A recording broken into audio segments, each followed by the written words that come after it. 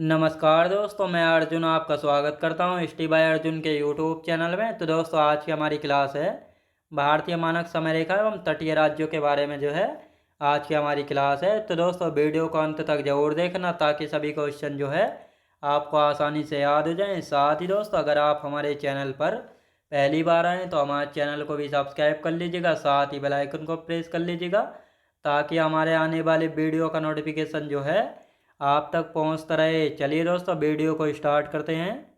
तो आज की क्लास में हम जानते हैं भारतीय मानक समय रेखा व तटीय राज्यों के बारे में अच्छे से जानेंगे। अब 2 मिनट जो है हम कल की क्लास का रिवीजन करेंगे और उसके बाद जो आज के हम बात करेंगे। तो कल की क्लास में हमने पढ़ा था दोस्तों भारत के सुदूरस्थ बिंदु, 7 सिस्टर राज्य और साथ ही कर्क रेखा यानी ट्रॉपिक ऑफ कैंसर के बारे में हमने पढ़ा था। तो 2 मिनट इसका रिवीजन करते हैं। तो हमने जाना था भारत के सुदूरस्थ बिंदु, भारत का जो सबसे उत्तरी बिंदु था इंदिरा कोल था, जो कि कितने अक्षांश पर स्थित था? 37 डिग्री 6 मिनट उत्तरी अक्षांश पर स्थित था और ये पीओके में स्थित था। इसके बाद भारत का जो पश्चिमी बिंदु था गुहार मोती, जो कि गुजरात के कच्छ जिला में था, ये जो है 68 डिग्री 7 मिनट पूर्वी देशांतर पर स्थित था। इसके बाद भारत का जो पूर्वी बिंदु था ये था कीविथू, जो कि अरुणाचल प्रदेश में स्थित था और साथ ही ये जो है 97 डिग्री 25 मिनट पूर्वी देशांतर पर स्थित था। अब भारत की मुख्य भूमि का बिंदु है कन्याकुमारी, जो कि तमिलनाडु में स्थित है। ये जो है 8 डिग्री 4 मिनट उत्तरी अक्षांश पर था और साथ ही संपूर्ण भारत का दक्षिणतम बिंदु, जिसमें द्वीपों को भी शामिल कर लिया गया था, तो ये पड़ता है इंदिरा पॉइंट, जो कि अंडमान निकोबार द्वीप समूह के ग्रेट निकोबार द्वीप पर स्थित है। ये जो है 6 डिग्री 4 मिनट उत्तरी अक्षांश पर स्थित है, तो ये आपको याद रखना है। इसके बाद हमने जाना था 7 सिस्टर, जो पूर्वोत्तर भारत के 7 राज्य हैं, इनको 7 सिस्टर में शामिल किया गया है, जैसे अरुणाचल प्रदेश, नागालैंड, मणिपुर, मिजोरम, त्रिपुरा, मेघालय और असम। तो ये 7 राज्य। अब इन पूर्वोत्तर भारत के 7 राज्यों को 7 सिस्टर का नाम किसने दिया था? ज्योति प्रसाद साइकिया जी के द्वारा दिया गया था। 7 सिस्टर में शामिल राज्य कौन सा नहीं है? तो सिक्किम शामिल नहीं है। इसके बाद कर्क रेखा की हमने बात की थी। कर्क रेखा भारत के बीचों बीच से होकर जो है गुजरती है और साथ ही ये जो है भारत के 8 राज्यों से होकर गुजरती है। यदि हम बात करते हैं गुजरात, राजस्थान, मध्य प्रदेश, छत्तीसगढ़, झारखंड, पश्चिम बंगाल, त्रिपुरा और मिजोरम, इन 8 राज्यों से होकर गुजरती है। कर्क रेखा सबसे छोटी किस राज्य में? राजस्थान में। सबसे बड़ी है मध्य प्रदेश में। साथ ही कौन सी नदी कर्क रेखा को 2 बार काटती है? माही नदी काटती है। इसके बाद हमने जाना था कर्क रेखा के निकट शहर, जैसे गांधीनगर है, उज्जैन है, भोपाल है, रांची है और अगरतला है। कर्क रेखा के बीचों बीच स्थित राजधानी कौन सी है? झारखंड की राजधानी रांची है। और इसके बाद हमने जाना था भारतीय मानक समय रेखा जो है एक दूसरे को कहाँ पर काटती हैं? ये काटती हैं छत्तीसगढ़ में। तो इन सभी के बारे में हमने कल की क्लास में अच्छे से बात की थी। अब आज की क्लास में हम बात करने वाले हैं भारतीय मानक समय रेखा, जिसको IST यानी स्टैंडर्ड टाइमलाइन जो है कहा जाता है। अब यहाँ पे हम बात करते हैं दोस्तों, ये है कर्क रेखा, जो कि ये तो है दोस्तों कर्क रेखा। यहाँ पे हम बात कर रहे हैं, ये है कर्क रेखा और ये कौन सी है? ये है भारतीय मानक समय रेखा। तो इसको जो है ठीक से यहाँ पे कर लेते हैं। ये है दोस्तों भारतीय मानक समय रेखा। कौन सी है दोस्तों? ये है भारतीय मानक समय रेखा। अब ये एक दूसरे को जो है कहाँ पर काट रही हैं? ये जो बीच में यहाँ पे हम बात करने वाले हैं यहाँ पर, तो ये जो यहाँ पे काट रही हैं छत्तीसगढ़ में, ये कितने राज्यों से होकर गुजरती है भारतीय मानक समय रेखा? ये हो गया यूपी, ये हो गया मध्य प्रदेश, ये छत्तीसगढ़, उड़ीसा और आंध्र प्रदेश। तो 5 राज्यों से होकर गुजरती है भारतीय मानक समय रेखा, जिसको स्टैंडर्ड मैरीटाइम लाइन भी कहा जाता है। और ये जो है 82.5 डिग्री पूर्वी देशांतर से ली गई है, तो ये आपको अच्छे से याद रखना है। तो अब इसके बारे में हम बात करते हैं अच्छे से। तो ये जो है भारतीय मानक समय रेखा 82 डिग्री 30 मिनट पूर्वी देशांतर से ली गई है। इसको 82.5 डिग्री भी कहते हैं, तो बिल्कुल कंफ्यूज नहीं होना है। भारतीय मानक समय रेखा प्रयागराज के मिर्ज़ापुर से जो है ली गई। कहाँ से? प्रयागराज के मिर्ज़ापुर से। भारतीय मानक समय रेखा कितने राज्यों से होकर गुजरती है? तो भारत के जो है 5 राज्यों से होकर गुजरती है, उत्तर प्रदेश, मध्य प्रदेश, छत्तीसगढ़, उड़ीसा और आंध्र प्रदेश। तो इन 5 राज्यों से होकर गुजरती है भारतीय मानक समय रेखा। तो ये आपको अच्छे से यहाँ पे याद रखना है। अब दोस्तों यहाँ पे हम बात करेंगे भारतीय मानक समय रेखा ग्रीनविच माध्य से 5 घंटा 30 मिनट आगे है। अब ये ग्रीनविच माध्य क्या है, तो लंदन के जो है दक्षिण पूर्व में एक क्षेत्र पड़ता है जिसका नाम है ग्रीनविच माध्य है। अब जब ग्रीनविच माध्य में दोपहर के 2 बजेंगे तो इस समय जो है भारत में शाम के 7:30 बजेंगे। यानी जो भारतीय मानक समय रेखा है ये ग्रीनविच माध्य से कितना 5 घंटा 30 मिनट आगे है। तो जब ग्रीनविच माध्य में दोपहर के 2 बजेंगे और भारत में कितने बजेंगे, तो दोपहर के 2 बजे में 5.5 घंटे जोड़ लेते हैं तो इसका मतलब भारत में जो है 7:30 बजेंगे शाम के। तो ये आपको अच्छे से याद रखना है। अब दोस्तों यहाँ पे हम बात करते हैं भारत का उत्तर से दक्षिण विस्तार कितना है, 3214 किलोमीटर है। भारत का पश्चिम से पूर्व विस्तार कितना है, 2933 किलोमीटर। अब दोस्तों यहाँ पे हम बात करते हैं, ये है नॉर्थ यानी ये है उत्तर, ये हो गया उत्तर। और ये हो गया दोस्तों यहाँ पे हम बात कर रहे हैं ये है दक्षिण। अब भारत की यदि हम बात करते हैं तो उत्तर से लेकर ये जो है दक्षिण विस्तार कितना है, ये है 3214 किलोमीटर। अब ये तो हो गया दोस्तों, यहाँ पे हम बात कर रहे हैं ये है पश्चिम। और यदि बात करते हैं ये हो गया पूर्व। अब पश्चिम से पूर्व विस्तार कितना है भारत का, ये हो गया 2933 किलोमीटर। तो ये दोनों पॉइंट आपको अच्छे से समझ आए होंगे।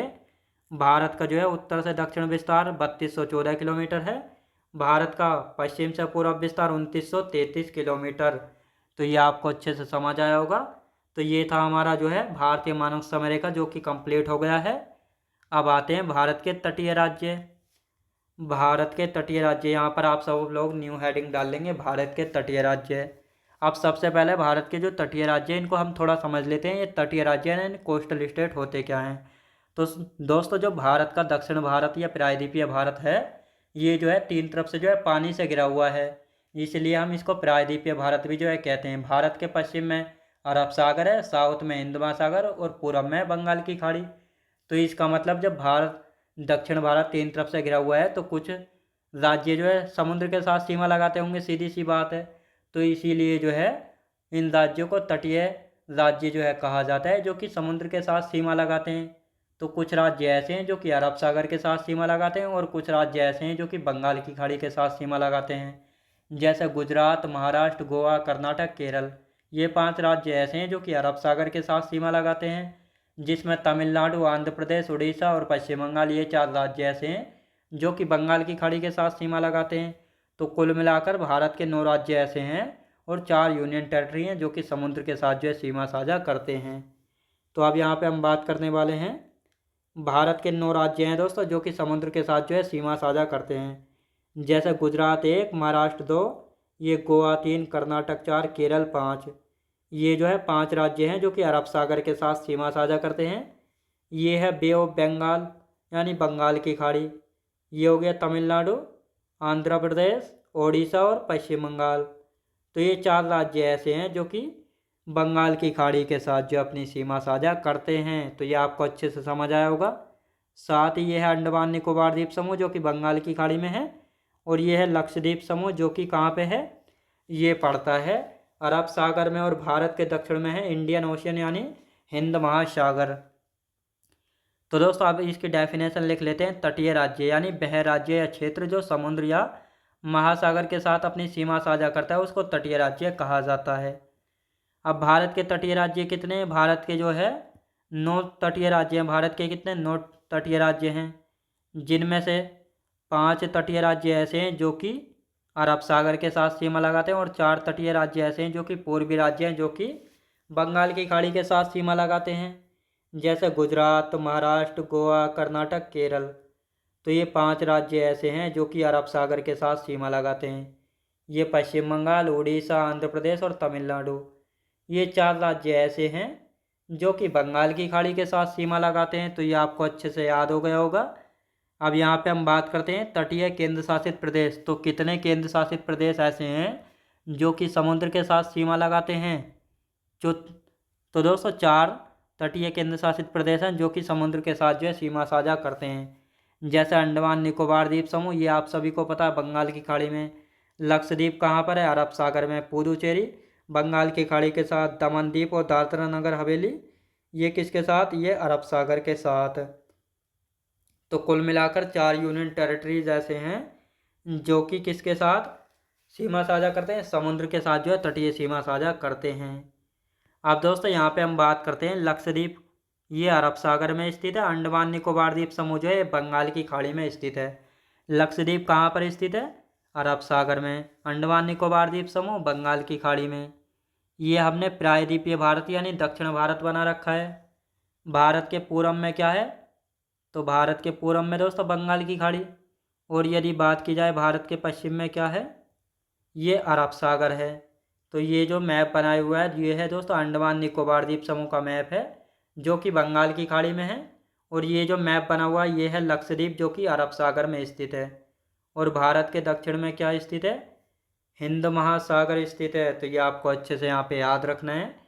जो प्रायद्वीपीय भारत यानी दक्षिण भारत है इसके पूर्व में बंगाल की खाड़ी, पश्चिम में अरब सागर और दक्षिण में हिंद महासागर है। तो ये आपको अच्छे से याद रखना है। अब यहाँ पे हम बात करते हैं दोस्तों भारत की तटीय सीमा की लंबाई यानी कौन सा राज्य जो है समुद्र के साथ कितनी तटीय सीमा लगाता है और सब राज्य मिलकर कितनी तटीय सीमा जो है साझा करते हैं समुद्र के साथ। तो अब यहाँ पे पुराना डाटा यानी ओल्ड डाटा के अनुसार, क्योंकि दोस्तों अब जो है जो तटीय सीमा है इसकी जो है दोबारा गणना की गई यानी इसको दोबारा नापा गया है। तो नई तटीय सीमा भी जानेंगे और पुराना भी। तो मुख्य भूमि की जो तटीय सीमा है इसकी लंबाई 6100 किलोमीटर। ये है भारत। तो ये है दोस्तों मुख्य भूमि जिसमें जो है द्वीपों को शामिल नहीं किया गया है। तो इसकी तटीय सीमा की लंबाई कितनी 6100 किलोमीटर हो जाती है। अब ये यहाँ पे आप सभी को पता है ये है अंडमान निकोबार द्वीप समूह। ये क्या है? ये है अंडमान निकोबार द्वीप समूह। और इधर क्या है? ये है दोस्तों लक्षद्वीप समूह जो कि अरब सागर में पड़ता है। अब इन दोनों द्वीप समूह को अगर शामिल कर दिया जाए तो भारत की तटीय सीमा की लंबाई 6100 किलोमीटर से बढ़कर जो है कितनी हो जाती है? द्वीपों सहित तटीय सीमा की लंबाई 7516.6 किलोमीटर जो है हो जाती है। तो दोनों पॉइंट आपको क्लियर हो गए होंगे। अब यहाँ पे बात करते हैं न्यू डाटा के अनुसार यानी जब दोबारा गणना की गई है। तो भारत की तटीय सीमा की जो है तटरेखा की दोबारा गणना की है यानी पुनर्गणना गृह मंत्रालय की रिपोर्ट के अनुसार। तो भारत की तटीय सीमा की लंबाई जो है 7516.6 से बढ़कर जो है कितनी हो गई है? 11,098 किलोमीटर हो गई है। यानी ओल्ड डाटा कितना था? 7516.67 किलोमीटर थी, लेकिन अब जो है न्यू डाटा के अनुसार जो है कितनी हो गई है? 11,098 किलोमीटर हो गई है। तो ये है तटीय सीमा की लंबाई। ये आपको अच्छे से बिलो वाला पानी पानी दिखाई दे रहा होगा। अब इसकी सब तटीय सीमा की लंबाई की हम बात करने वाले हैं। तो ये 7516.67 से बढ़कर 11,098 किलोमीटर जो हो गई है। सबसे लंबी तटीय सीमा लगाने वाले राज्य पुराने डाटा के अनुसार और न्यू डाटा के अनुसार। पुराने डाटा के अनुसार गुजरात पहले स्थान पर था जो कि भारत सबसे लंबी तटीय सीमा लगाता था 1214.7 किलोमीटर। दूसरे पर था आंध्र प्रदेश जो कि 973 किलोमीटर जो है सीमा लगाता था। तमिलनाडु 906 किलोमीटर लगाता था। ये था गुजरात, ये तमिलनाडु और ये था आंध्र प्रदेश। न्यू डाटा के अनुसार गुजरात जो है 2340 किलोमीटर सीमा लगाता है। तमिलनाडु जो है 1068 किलोमीटर और आंध्र प्रदेश तीसरे पर आ गया 1053 किलोमीटर। तो ये आपको अच्छे से याद रखना है। तो ये आपको जो है अच्छे से सब कुछ याद हो गया होगा। तो ये थी आज की हमारी क्लास। तो मैं उम्मीद करता हूँ आपको वीडियो क्वालिटी कंटेंट वगैरह सभी कुछ आपको पसंद आया होगा। पसंद आया हो तो लाइक शेयर और सब्सक्राइब करना बिल्कुल भी ना भूलें। साथ ही दोस्त अगर आप हमारे चैनल पर पहली बार आएँ तो हमारे चैनल को भी सब्सक्राइब कर लीजिएगा, साथ ही बेल आइकन को प्रेस कर लीजिएगा ताकि हमारे आने वाले वीडियो का नोटिफिकेशन जो है आप तक पहुंचता रहे। चलिए दोस्तों मिलते हैं नेक्स्ट वीडियोज़ में।